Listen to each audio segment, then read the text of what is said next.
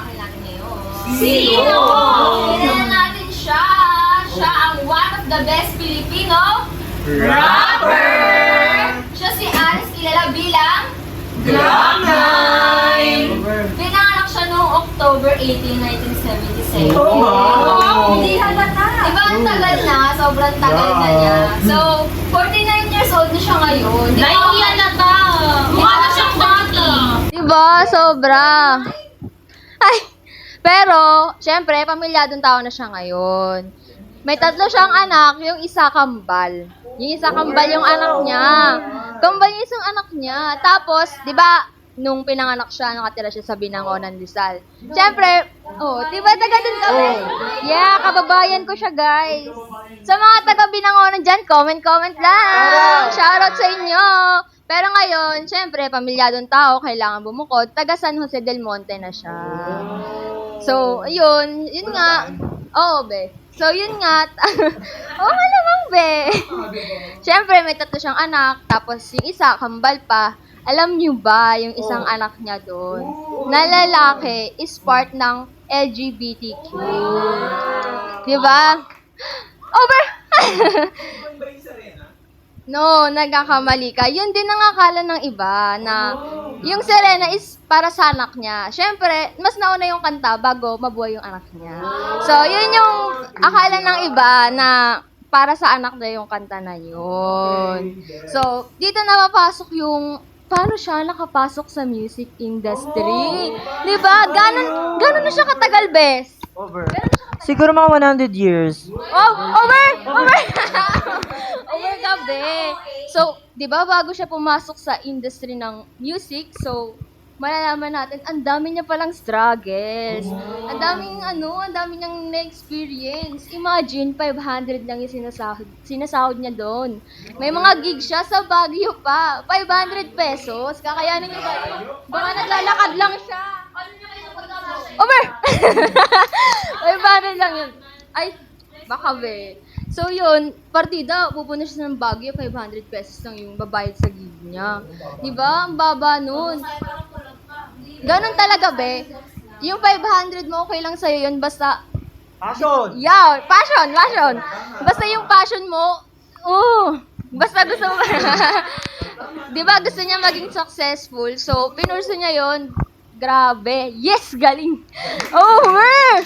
So, ako nga naniniwala ako na kapag bata ka pa, dapat pinupurso mo talaga yung gusto mo sa buhay, di ba? Anong say mo dun, be? Ang sarap. Di ba, ikaw? Ikaw, anong passion mo sa buhay? Magmahal ng tao! Oh! Grabe, kaya habang bata ka pa, ipurso mo yan. Di ba? Para di ka magsisi sa huli. Kagaya ni Glock-9. Habang bata ka pa, tira ng tira. Di ba? Tapos nun may isa pa siyang racket pala. Nakalap ko yung impormasyon na to, nag-iisa siyang music researcher. Sa mga cinema at TV, grabe, di ba? Ang dami niyang pero lahat connected sa music. Di ba? Di ba? Ang galing. Pero alam niyo yun, nagsimula siya pumasok sa music industry.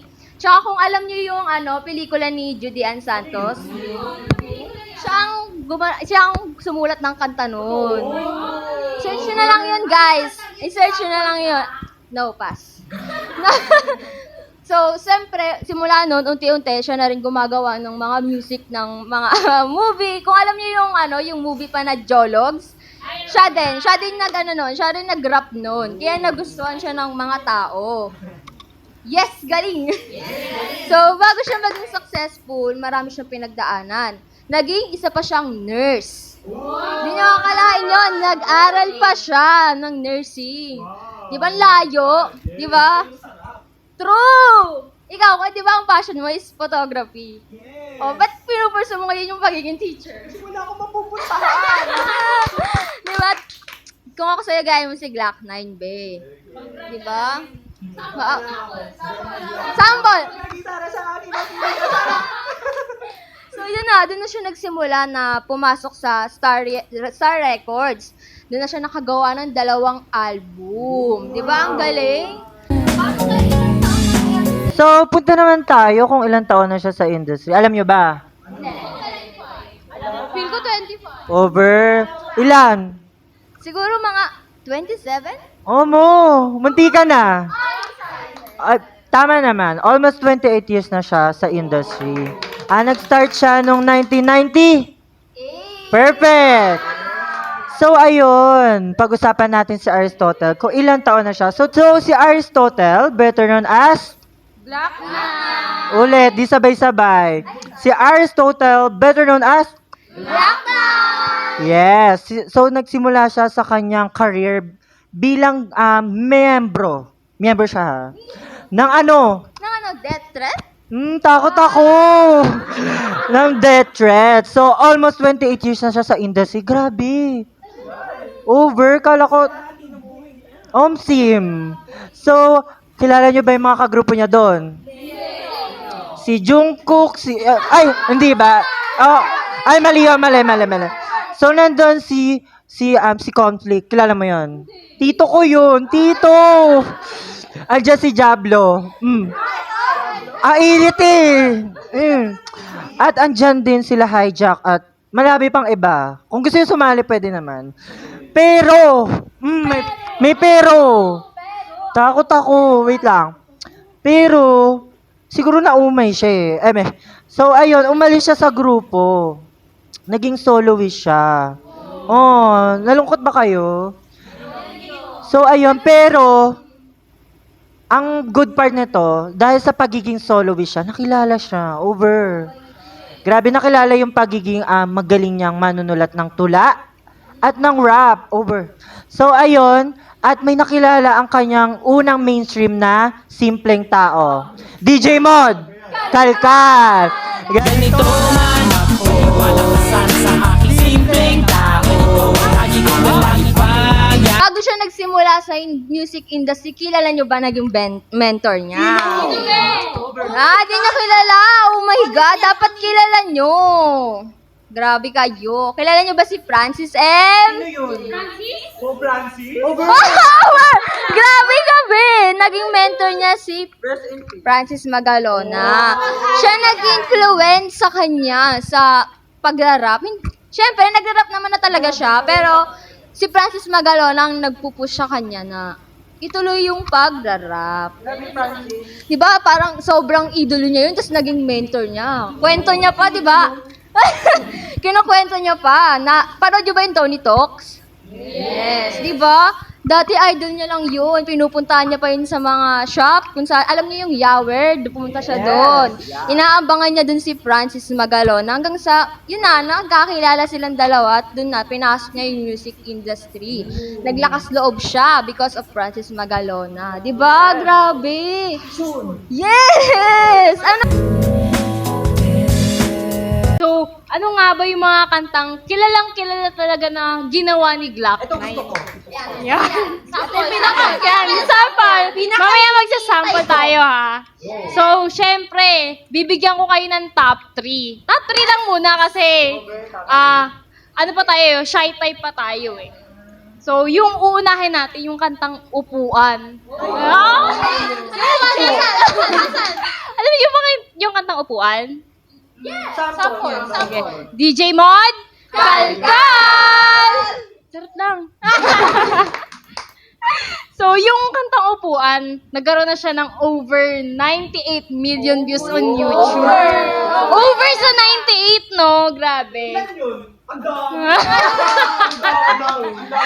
So, yung kantang yung kasi, about siya sa mga issue about sa discrimination at yung mga hindi pagkakapantay-pantay ng mga tao sa lipunan na nabibilangan natin.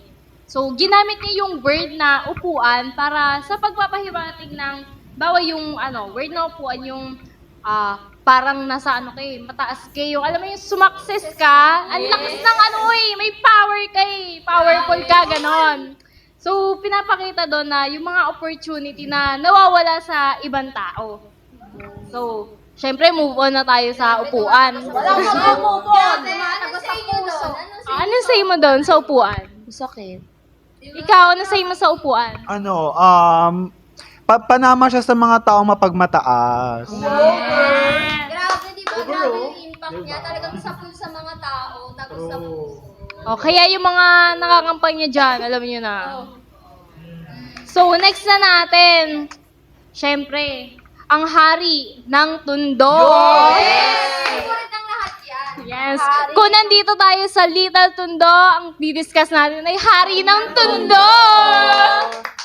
So, ang kantang to ay kinuwento ni Glock-9 tungkol sa mga pamumuhay ng mga tao na nasa tundo. Kasi yung lugar na yung kilala bilang mahirap na lugar sa sa Maynila, di ba? Magulo siya, ang daming sabi nila pag nandun ka sa tundo, kailangan uuwi ka may gripo. Grabe. Totoo ba yun? Totoo ba yun? Hindi, try mo be. Try natin. Yan, pinapakita rin dito yung pagsasalaysay ng buhay, yung pakikibaka nila, tsaka yung mga pangarap ng mga tao sa tundo. Kung saan, nagbibigay din to sa katotohanan ng madalas hindi natin nakikita. Bulag lang, gano'n. Over naman sa bulag. So, next natin, ito, alam nyo to yung kantang Sirena. Yan! Favorite ko yan. Favorite na yan? Sample nga, pe. Next time na tayo mag-sample. Okay? So, yung Sirena naman, meron naman siyang 16 million views. Wow! Over, no? Ilan?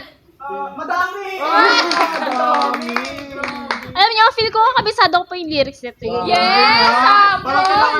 Joke lang! So, sa kantang Sirena, tinalakay dito yung mga, yung tema ng mga ka-BFF natin na mga LGBTQ. Yan. Yes! Perfect! So, ang inspiration niya dito, yung kapitbahay niya si Bridget. Yan! Yan. Hi, Bridget. Kung nanonood ka man, shoutout sa'yo.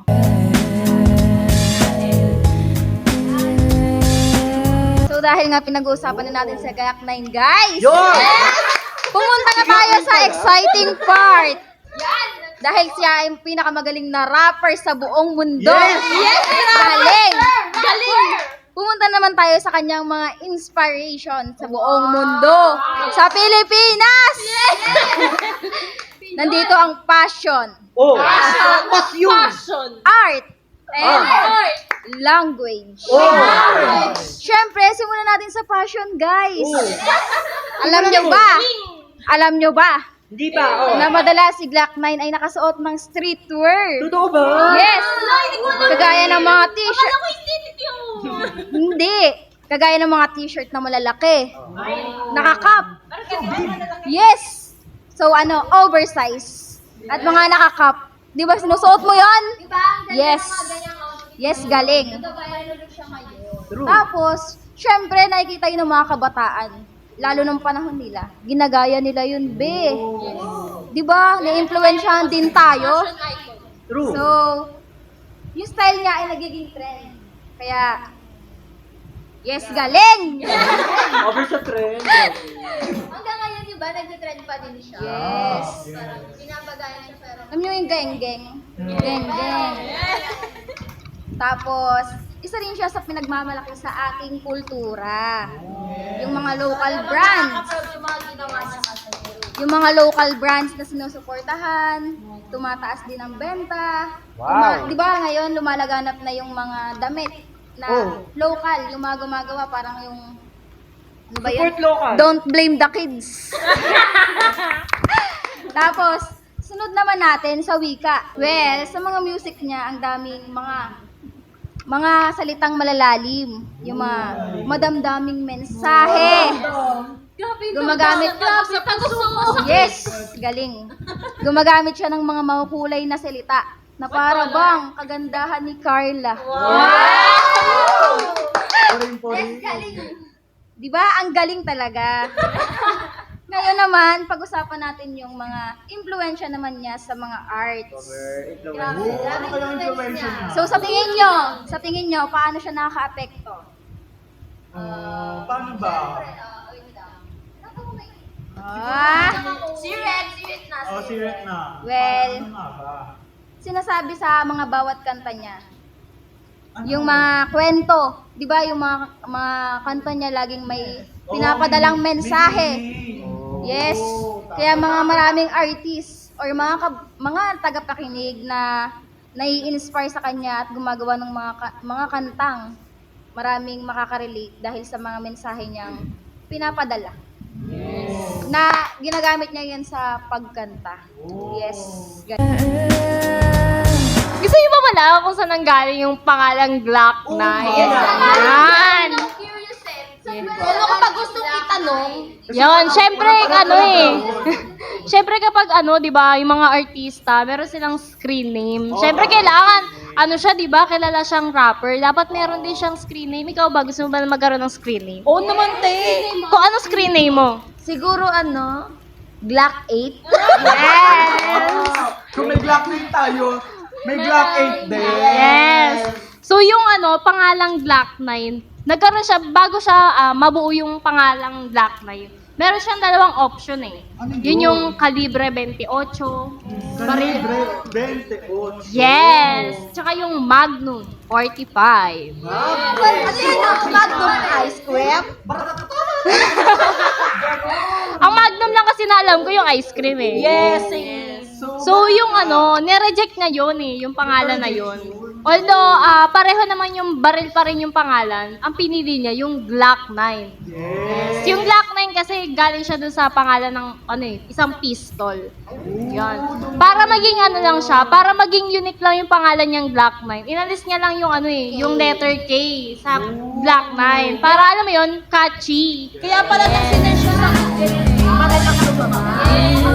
So ngayon, magmo-move naman tayo sa kung paano naman nakaka-apekto si Glock 9 sa political at social na mga desisyon ng mga Pilipino. Grabe. Yes. So deep. Yes. So, yes. Nakilala natin syempre si Glock 9 sa storytelling niya kung paano siya gumawa ng kanta. Na kung paano siya sumulat ng mga liriko. Ganon. Na nagpapaliwanag at nagkukwento syempre ng mga realidad ng buhay. Tama. Real or fake? Ganon. Ang mga halimbawa dito ay yung mga yung kanta niyang Walang Natira at Upuan. Na sa Walang Natira ay pinapakita dito yung mga OFW natin na kapamilya at kapilipino na nagsasakripisyo at may problema sa ibang bansa. Na araw-araw kumakalaban para lang kumita ng pera. At yung sa Upuan naman ay yung mga binubuksan yung mata natin na maging mapanuri at bumoto ng matalino at bumoto ng mga matatalino tao. Yes. Ngayong darating na eleksyon. So, naapektuhan tayo nito sa kaparaan ng minumulat tayo sa realidad ng buhay. Tama. At para rin naman to sa mga kapakanan natin na maging okay tayo at yun nga, mag-move forward tayo na maging aware tayo sa mga nangyayari sa kapaligiran natin na hindi lang para sa sarili natin, kundi para sa mga kapwa rin natin Pilipino. Pero mga bestie, Kilala si Glock 9 bilang isang sikat na artista sa hip-hop industry sa Pilipinas. Kilala siya bilang isang mahusay na manilika sa industry ng musika. Kilala si Glock 9 sa paggamit ng wikang Pilipino at ang topic ng kanyang mga kanta ay patungkol sa lipunan. Isa na rin dito ang kanta niyang Upuan na tumatalakay sa lipunan na sa mga korupsyon, kung gaano kalala ang sistema ng lipunan o ang gobyerno sa Pilipinas. Sa musikang ginawa ni Glock 9, mas nakilala at sumikat siya. Kasi dito natin nakikita na may pakialam siya sa ating bansa at sa nangyayari sa kasalukuyan, lalo na sa ating gobyerno. alam nyo ba, yung bawat kanta na meron si Glock 9, may hidden meaning and messages yun. Napakinggan nyo na ba yung mga kanta niya? Ano yung mga kantang alam nyo? Nakakagakan. Serena. Yung Serena, alam nyo ba yung hidden message ng kanta niya na yun? Ano ba yun? Kagaya ng sinabi kanina ni Bestie, yung Serena, mostly akala ng mga tao is para sa anak niya yun. Pero hindi talaga yun yung reason bakit niya sinulat yung kanta. Yung kanta ng Serena sinulat ni Glock 9, mas sumikat siya lately sa atin. Naging message yun para sa LGBTQ community na ipakilala sa kanila and maging vocal yung mga rights na meron sila. Alam nyo ba yun? Yung Hari ng Tondo, alam nyo ba yung kantang yun? Sample. DJ Mon? Kalkal! Hari ng Tondo. Yes! Galing! Pero alam nyo ba, yung Hari ng Tondo, yun yung pinaka-best na kanta niya. Best! Ang galing! Best! Di ba best na to? Ito pa may best pa. Kumbaga sumakses. Oo, di ba? Yung kanta niya na yon is galing talaga yung inspiration niya sa nakita niyang buhay sa Tondo. Alam niyo ba yun? May imagine niyo ba yon na ini-inspire pa yung kanta niya dun sa mismong lugar ng Tondo nung pumunta siya. Ang galing. Grabe. Kaya masasabi mo talaga na si Glock 9, hindi lang siya sumusulat ng kanta na basta-basta. May pinaghuhugutan, ang lalim. Ang galing. Hello, pray ako. Ang galing niya. So, alam niyo yun na every time na pinakikinggan natin yung kanta ni Glock 9, alam mo na may mahuhugot tayo. Ang galing. Tumatagas sa damdamin. So ngayon, yung sasagutin naman natin yung question na may mga mensahe nga ba tayo nakukuha sa mga kanta ni Mr. Aris? O, sino ulit si Mr. Aris? Yes! So, ang sagot natin dyan is oo, no? Marami tayo nakukuhang mensahe sa mga music ni Glock 9 na nag-challenge sa mga immoral actions like discrimination, violence, tsaka sa mga injustice. So, ang halimbawa ng mga kanta dyan siguro madalas na pinapakita talaga or nilalarawan yung buhay ng mga tao sa paligid, lalo na yung mga nasa laylayan ng lipunan. For me yung yung magandang kanta na may tuturing ay yung Hari ng Tondo pa rin talaga. Dito kasi pinapakita yung mga mga hamon na dinaranas ng mga tao sa isang barangay. Tondo supremacy. Tsaka kung paano sila naapektuhan ng walang katarungan or yung mga injustice at discrimination. And pinapakita rin kasi sa kanta na yun yung mga problema sa lipunan na talaga nararanasan natin. Over sa mga nararanasan. From the top, make it drop. Yes! Mic drop. So, isa pang magandang halimbawa dun yung nagawa niya yung upuan. Hit na hit yan ngayon kasi mag-election na, di ba? Alam niyo na. Kasi yung salitang upuan, nasisimbolize sa, sabi ko nga, di ba kanina, power. Na kapag nandun ka sa upuan yun wow, powerful ako, magagawa ko kung ano yung gusto ko, wala akong pake kung makapaka ko kayo. Ganon. Then, pag napakinggan ko yun parang kagaya lang ng di ba, makapangyarihan ka nga, di ba, over sa kapangyarihan, parang ka nasa Encantadia. So, sa kanta rin ayun kumbaga pinapakita yung epekto na hindi pantay-pantay yung sistema na nabibigay nila. Tsaka makikita rin natin mapapakinggan natin sa lyrics yung mga hinanaing na mga tao na kagaya natin.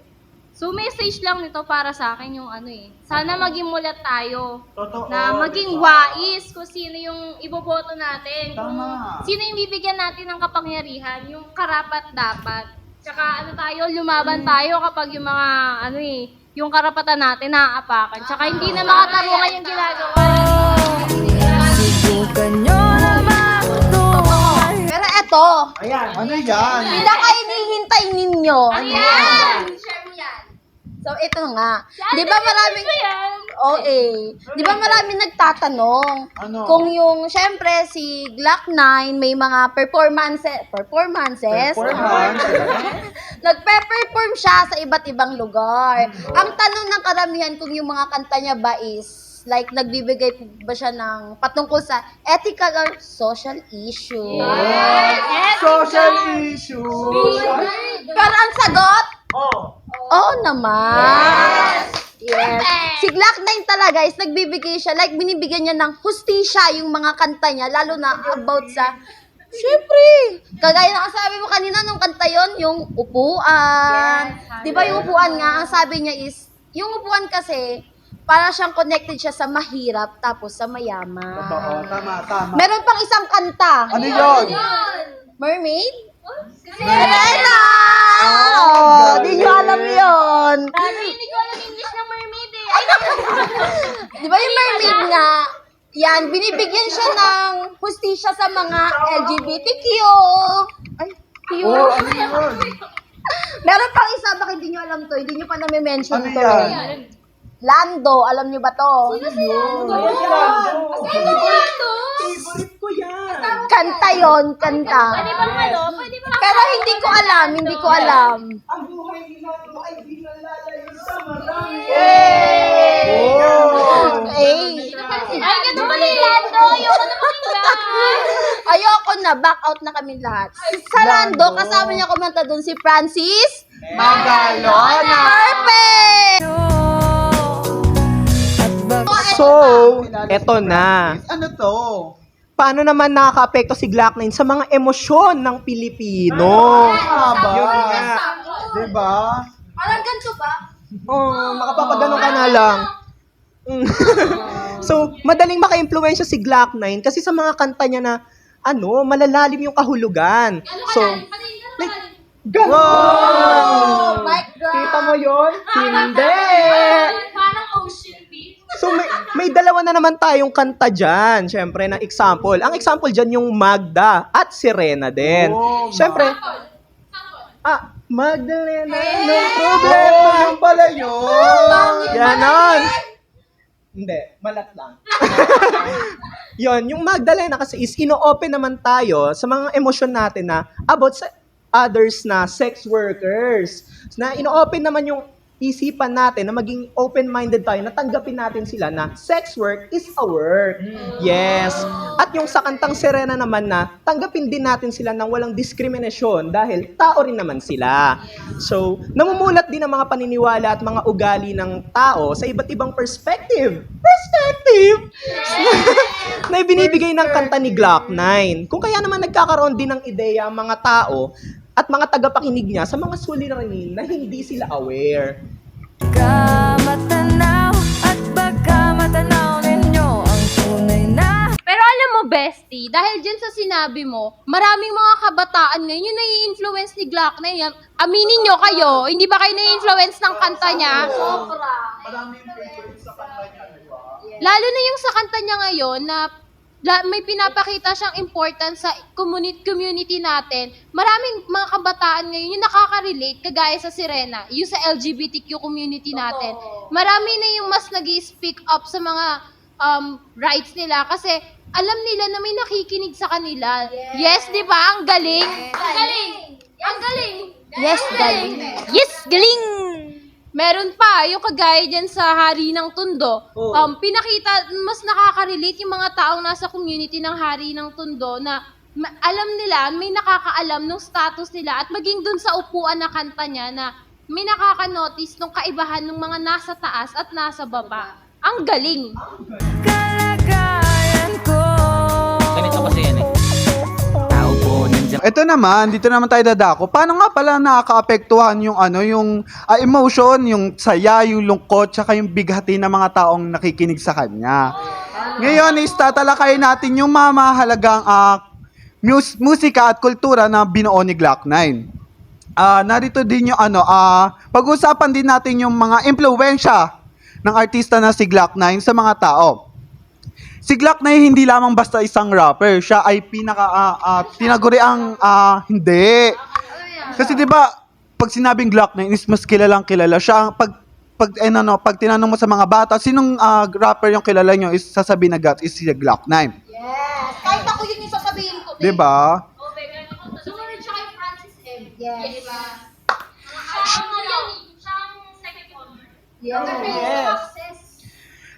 Si Glock 9 din is hindi lamang siya isang rapper, kundi isa siyang makata nagdadala ng malalim na mensahe sa kanya mga kanta, katulad yung ngayong Upuan, yung Magdalena at saka yung Sirena. Bukas na lang.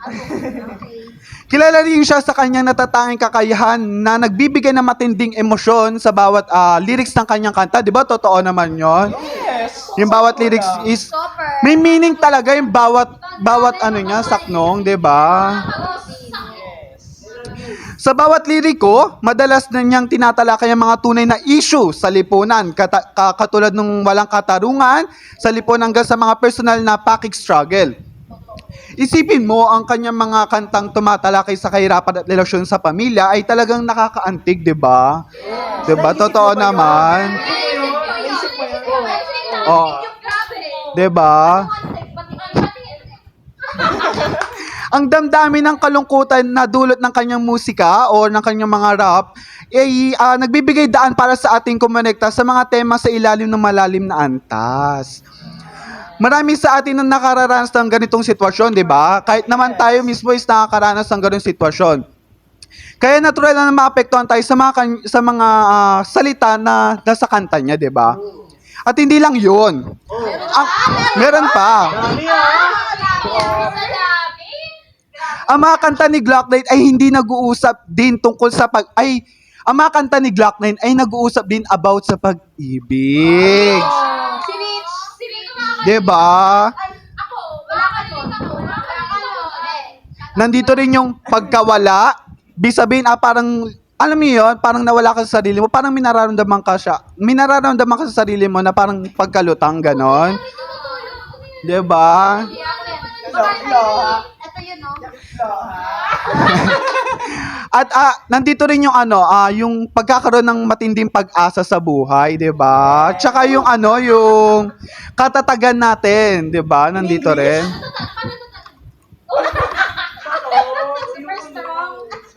Ang mga temang ito ay madaling maunawaan at nagbibigay daan para sa atin na makita natin ang sariling karanasan at nilalarawan ng buhay ng isang tao, 'di ba? Ito pa, ang kanyang masigasig at dynamic na paraan ng pagbigkas ay nagpapalakas ng emosyonal na bigat ng kanyang mga liriko. Ang tindi ng kanyang pag-rap ay nagdadala ng galit, 'di ba? Diba? Pagka-organte. At kasiyahan, syempre. Lahat di ba? Lahat ng yan ay nagbibigay daan upang tunay na maramdaman ng mga tagapakinig niya katulad natin ang emosyon na dapat natin na nais niyang ipahayag sa kanyang kanta. 'Di ba? Sa makatuwid, si Glock 9 ay hindi lamang isang rapper, siya rin ay isang makapangyarihan, daluyan para sa emosyonal na pagpapahayag, 'di ba? Sa pamamagitan ng kanyang mga musika is napaparating niya yung mga napapag-connecta niya yung mga audience na ginagawa ng kanyang mga kanta na hindi lamang nakakaaliw kundi puno rin ng kahulugan, 'di ba? Di ba? Parang ako ang kanyang bagay. Super galing. Super galing. Tapos natin pag-usapan si Glock 9, parang gusto kong hingin yung bawat inside ng bawat isa, di ba? Kahit kahit 10 seconds, kaya naman yon. So, umpisahan natin si Princess. Ano ba insights mo kay Glock 9? Nung napag-usapan na natin siya, di ba? Mas lumalim yung pagkakilala natin sa kanya. Like, parang dati niya parang na ako ba? True! Lahat ng ang insights ko lang, parang ang kanta niya parang hindi siya katulad ng ibang na kanta lang talaga. Lahat may meaning, lahat may pinagtatanggol, lahat may hustisya. Lahat ng tao, lahat na may pinagdadaanan, ginagawa niya ng kanta. 'Di ba? Sobrang grabe mahal na mahal niya ang mga Pilipino. Totoo. Lahat na pagtatanggol, walang napag-iiwanan. Kaya mahal na mahal ko siya, I love you Papa Aristotle? Over. Papa. Sa akin naman, naiiyak ako. Hindi, sa akin naman, dapat mag-take note yung mga future artists dyan and yung mga recent artists. Kasi 'di ba sa mga kanta naman ni Aristotle, sobrang grabe yung meaning ng mga lyrics niya. So, dapat ma-maintain ng mga Pilipino yung ganong putok ng over sa eruption Yung galing ng yung talino sa pagsusulat ng mga Pilipino, dapat mag-maintain siya at dapat iidolo natin si Glock 9. Iidolo. 'Di ba? Ang galing kasi growing up narinig lang natin yung mga kanta niya, nagiging mulat na tayo sa like yung sa Sirena, 'di ba? Mulat na grabe Ano pa ba? Ayun lang. Kaya ako naman. So, siguro sa insights ko kay Papa Glock 9. Papa mo rin? Papa mo? Papa ko siya. Kasi parang sa kanta niya kasi. So, di ba super lalim. Parang alam mo yan, parang gumanon. Parang alam mo yun, kahit 6 years old, may intindihan yung pinaparating niya. Kaya kay Glock 9 talaga pantay-pantay yung lahat. Bata, matanda. Yes. Yes. So, ayun. Para sa akin, papa niyo siya? Papa niyo si Glock 9? Daddy ko yun Daddy Glock 9! Grabe! Proud na proud ako, like as Pinoy. Pinoy pride talaga natin si Glock 9.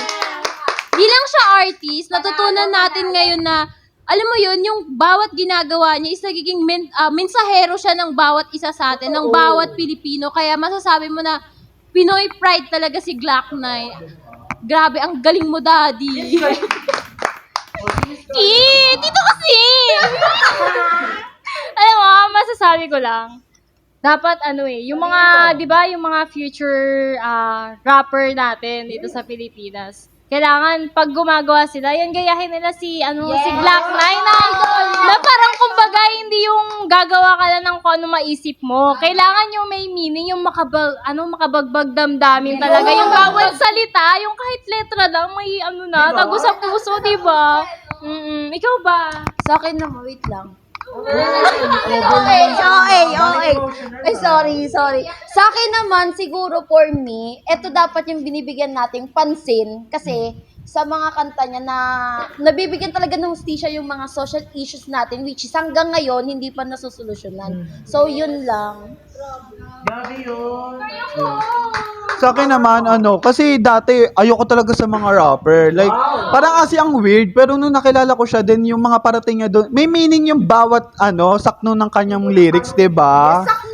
Doon ko, parang lumalim yung tingin ko sa kanya. Lumalim, gumano, no? Diba? So, ngayon, parang, ipa-follow ko na siya sa IG.